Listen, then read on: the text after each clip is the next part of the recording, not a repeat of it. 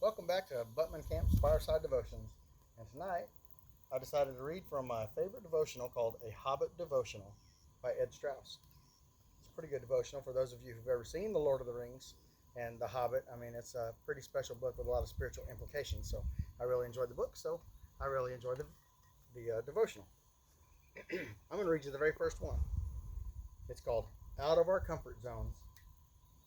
In a hole in the ground, there lived a hobbit. It was a hobbit hole, and that means comfort. Out of The Hobbit, Chapter 1. A very long time ago, so J.R.R. Tolkien tells us, a small happy people called hobbits lived in a comfortable corner of Middle-earth known as the Shire. Bilbo Baggins was one of the most comfort-loving hobbits of all. He came from a respectable, well-to-do family and enjoyed the luxury of a hobbit hole inside a hill featuring several bedrooms, washrooms, kitchens, dining rooms, and wardrobes. Like all hobbits, Bilbo Baggins ate 6 meals a day when he could get them, and he usually could. Now, most hobbits didn't experience quite as much luxury as Bilbo, but they still filled their dwellings with as many comforts and conveniences as they could. Hobbits worked hard to get such things, but they were accustomed to plenty in their pleasant, good land. Like the hobbits, we in the modern West are quite prosperous compared with most of the others in the world. We have to work hard for our good things, true, but our work is generally rewarded. Our homes are comfortable and modern, and we eat good food, wear fashionable clothes, and enjoy quite a few luxuries beyond our actual needs. It's great to live in a land of peace and plenty, and there's nothing wrong with enjoying our comforts and conveniences like big screen TVs and all the latest gadgets. But being surrounded by material things can create quite a problem for us. It did for the hobbits. As Tolkien tells us, the hobbits became so comfortable and self-absorbed that they paid less and less attention to what was happening in the lands around them, until they came to think that peace and plenty were the rule in Middle-earth. Of course, that wasn't how things were. Much of Middle-earth was falling into desperate times. A dark lord named Sauron, under the guise of the Necromancer, was entrenched in his stronghold in Mirkwood and beginning to mobilize armies of orcs. In the ancient land of Eredor, trolls were descending from their mountain haunts and devouring whole villages. East of the Misty Mountains, goblins and wargs were plotting to wipe out entire settlements of men. Goblin armies were brooding in the Gundabad and would soon attempt to overrun the north. And then there was Smaug the dragon. But the hobbits, comfortably sheltered in the Shire, neither knew nor cared about the rest of the world. Over 4,000 years ago, some Israelites had a similar blind spot. The Canaanite warlord of Hazor had conquered the northern half of their country and oppressed them for 20 years. Then a soldier named Barak, urged by the judge Deborah, called the Israelites to rise up and fight.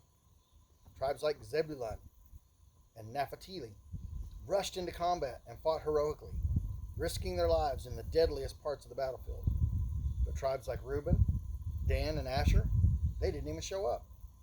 They sat around campfires watching their flocks, or remained on the seacoast loading their ships. Apparently the Canaanites weren't their problem. They had peace and plenty and little concern over problems in the rest of the country. But they should have been concerned, just as we should be moved by others' problems as well. Some days it's perfectly fine to eat a second breakfast, curl up on a couch, and enjoy a TV show. But that can't be our whole life. At times we need to step out of our comfort zones and show concern for the world beyond our living room. No one person can solve all the planet's problems, of course, but an important first step is to be aware of those distant, and not so distant, places full of dark things like famines and wars and poverty. Many people desperately need a helping hand. When we hear of floods or earthquakes, we can, of course, donate money, but stepping outside our comfort zone means more than just giving cash. It might mean rolling up our sleeves and getting involved personally at a local charity or community organization or our church. And don't overlook helping your own family members in the need.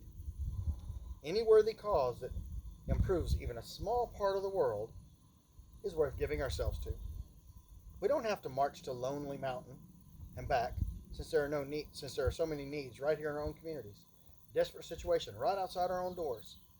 When God blesses us with peace and plenty and leisure, that gives us an opportunity. Rather than hoarding our things and spending time on ourselves, we should enjoy what we have and reach out to others. whether or not we have 2 chests full of treasure like Bilbo at the end of his adventure, we'll do well to help the needy around us. Philippians 2:4 says, don't look out only for your own interest, but take an interest in others too.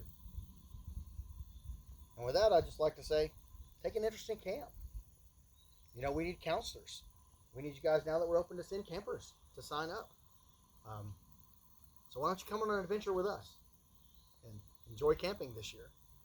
If you guys like this devotional and you want me to continue, I'll tell you what. Next week I'll be back to read the second devotion out of it, as long as we get to 100 likes. If you guys get 100 likes on there, or views, then I'll come back for the second week. If not, then I'll know you're not interested, or you're bored, and you're tired of listening to me, and I'll know to do something else. All right? So stay safe and get out of your comfort zone.